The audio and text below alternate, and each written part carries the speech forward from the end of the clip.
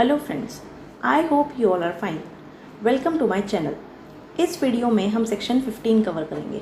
So let's start. Section 15 talks about general rules of succession in case of female Hindus. अभी तक हमने section 8 से section 13 में mail Hindu के सक्सेशन के बारे में पढ़ लिया है। सेक्शन 14 में हमने पढ़ा प्रॉपर्टी जो फीमेल हिंदू अपने पास रखती है, एब्सोल्यूट ऑनर होती है, लिमिटेड ऑनर होती है।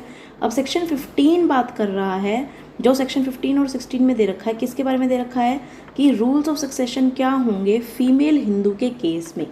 ठीक है, first, the property of a female Hindu dying intestate shall devolve according to the rules set out in section 16।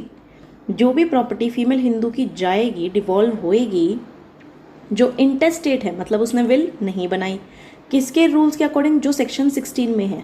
पर सेक्शन 15 क्या बता रहा है? सेक्शन 15 भी बोल रहा है कुछ रूल्स, जैसे कि कह रहे हैं firstly upon the sons and daughters including the children of any pre deceased son और डॉटर एंड द हस्बैंड। तो जब प्रॉपर्टी डिवॉल्व होएगी किसकी? फीमेल हिंदू की। जैसे मेल के केस में तो क्या था, क्लास 1 हेयर, फिर क्लास 2 हेयर, फिर एग्नेट्स, फिर कॉग्नेट्स। ठीक है, बट फीमेल हिंदू के केस में क्या है?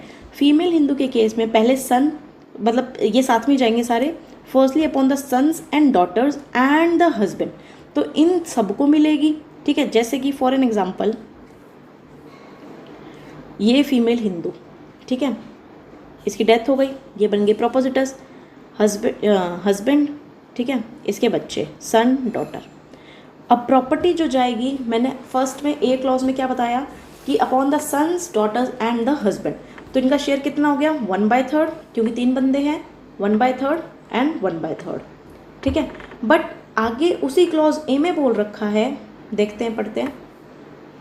क्लॉज ए में बोल रखा है including the children of any pre deceased son या डॉटर, मतलब अगर कोई बच्चा, बेटा या बेटी अगर इसके मर जाते हैं तो उनके बच्चों में भी उसके शेयर्स डिवॉल्व हो जाएंगे। जैसे कि इसका एग्जांपल देख लेते हैं।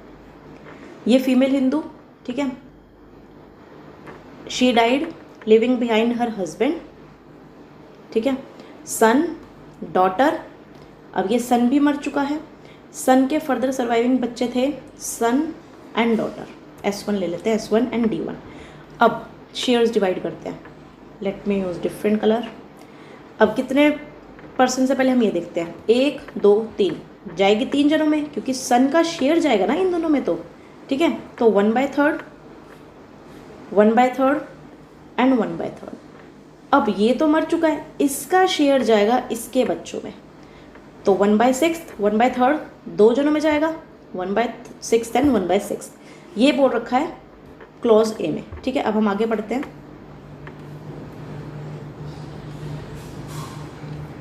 क्लॉज बी कह रहा है सेकेंडली, फर्स्टली पढ़ लिया, upon the sons and daughters including the children of any pre deceased son और डॉटर एंड द हस्बैंड। ठीक है, secondly upon the heirs of the husband, जो हस्बैंड के हेयर्स होंगे उनके पास जाएगा सेकेंड में, मतलब हस्बैंड के हेयर्स वही पहले क्लास 1 फिर क्लास 2, अगर कोई बच जाता है एग्नेट्स फिर कोग्नेट्स। ठीक है, ये हो गए upon the heirs of the husband. फिर thirdly upon the mother and father, अगर हस्बैंड के हेयर्स नहीं है तो जो मदर फादर हैं उसके वहाँ जाएंगे, किसके? फीमेल के। ठीक है, फिर अगर वो भी नहीं है तो जो फादर के हेयर्स है उसके पास जाएगी प्रॉपर्टी, अगर वो भी नहीं है लास्टली मदर के हेयर्स के पास जाएगी। ठीक है, ये है सेक्शन 15 का सबसेक्शन 1। अब हम इसका सबसेक्शन 2 पढ़ते हैं। सबसेक्शन 2 क्या बोल रहे हैं? कह रहे हैं note with standing anything contain in subsection 1, चाहे फर्स्ट सबसेक्शन में कुछ भी लिखा हो, कोई फर्क नहीं पड़ेगा, हम किसको मानेंगे? जो सबसेक्शन 2 में लिखा है। क्या लिखा है clause A? Any property inherited by a female Hindu from her father और mother shall devolve in the absence of any son और डॉटर ऑफ द डिसीज्ड। ठीक है, नॉट अपॉन, अभी ब्रैकेट वाला नहीं पढ़ते, not upon the hairs referred in subsection 1 in the order specified but upon the heirs of the father. इसका मतलब क्या? मैं पहले एग्जाम्पल के उस पर समझाती हूँ, फिर दोबारा पढ़ेंगे।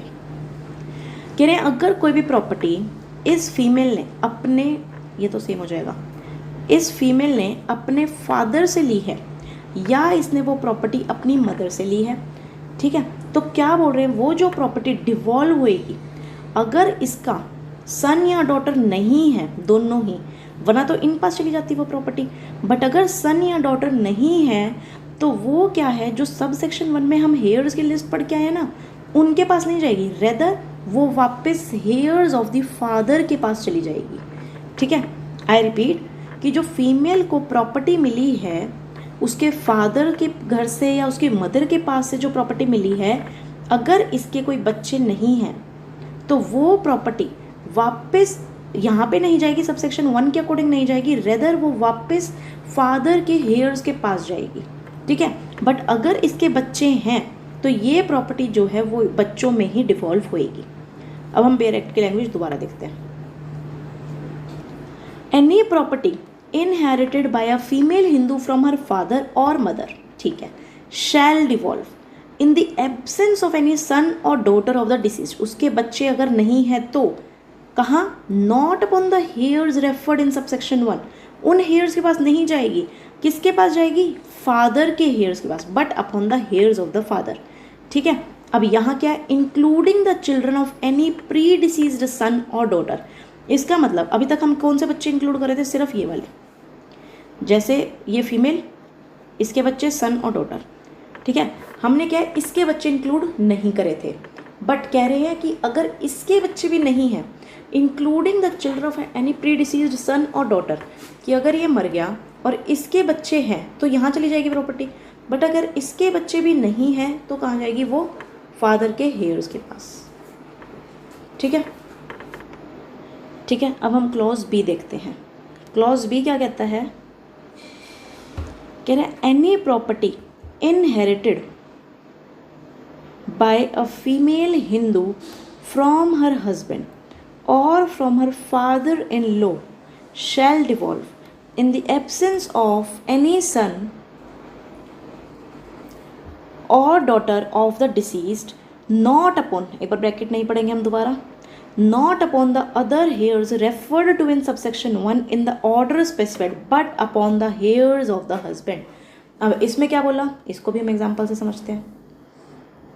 अब इसमें क्या बोल रहा है कि जो फीमेल है, ठीक है, अगर उसको कोई भी प्रॉपर्टी कहाँ से मिली है, अपने हस्बैंड की तरफ से या फादर इन लॉ की तरफ से मिली है, ठीक है, तो वो प्रॉपर्टी कैसे डिवॉल्व होगी, अगर इसके बच्चे हैं वही बात तो इन बच्चों को मिलेगी, वरना जो सब सेक्शन 1 में बोला है ना उसको तो बिल्कुल नहीं मिलेगी, किनको मिलेगी, हस्बैंड के हेयर्स के पास चली जाएगी वो प्रॉपर्टी। अब वही सेम ब्रैकेट इसमें कि including the children of any predeceased son, कि अगर इसके बच्चे हैं तो इसका शेयर इनमें चला जाएगा, बट अगर इसके बच्चे नहीं हैं या ये लोग भी नहीं हैं तो कहाँ जाएगी वो property, again back to the heirs of the husband, ठीक है। अब हम सेक्शन पढ़ते हैं बेयर एक्ट से, फिर समझ आ जाएगा। देखो, any property inherited by a female Hindu from her husband और from her father in law shall devolve in the absence of any son और daughter of the deceased including the children of any pre deceased son और daughter, not upon the other heirs जो referred है subsection 1 में, but upon the heirs of the husband, ठीक है। तो ये था हमारा सेक्शन 15। हम नेक्स्ट वीडियो में सेक्शन 16 कवर करेंगे। मिलते हैं नेक्स्ट वीडियो में। Don't forget to like, share and subscribe my channel to get notification for new videos. Thanks for watching.